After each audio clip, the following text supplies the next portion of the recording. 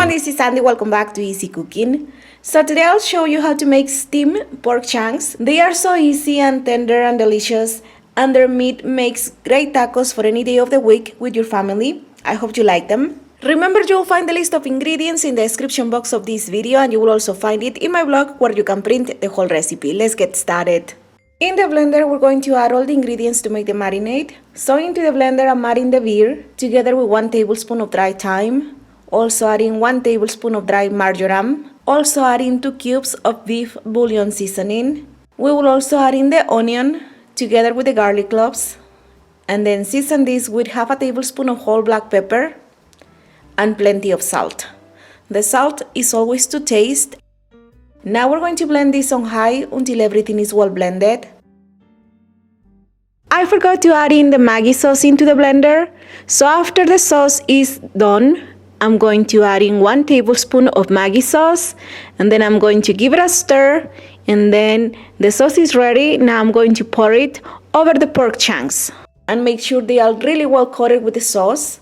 Then we're going to grab a knife and we're going to poke each chunk a few times to get the marinade inside the meat of the chunk as well. So after you poke them and after the chunks are well covered with the sauce, now you can sprinkle them with a little more salt and pepper if you want to. And then we're going to cover them with aluminum foil and we're going to marinate them in the refrigerator for at least 3 hours. If you have more time, you can marinate them more time if you want to. Overnight will be perfect. I'm going to cook the pork chunks in a steamer, but you can also broil them if you want to. And to actually cook them, we will need a few more ingredients. I'm going to be using Maggi sauce, about 1/4 cup of Maggi sauce. I'm going to be using about 1/2 cup of soy sauce. We will also need another onion cut in chunks and a few more garlic cloves. And we will also need about 6 to 9 sprigs of fresh rosemary and 2 oranges.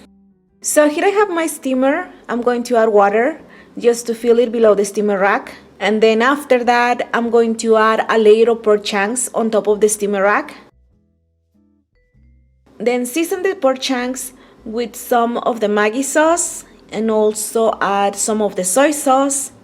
Then we will also add a few chunks of onion and a few garlic cloves. And then top it with about 2 or 3 sprigs of rosemary, fresh rosemary. And then we're going to add another layer of pork chunks.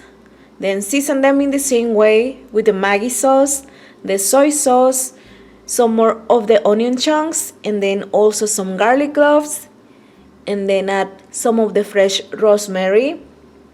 We're going to add in the rest of the pork chunks. Season them again with more of the Maggi sauce. Also add the soy sauce, and don't forget to add in the rest of the onion and the garlic cloves and the rest of the rosemary.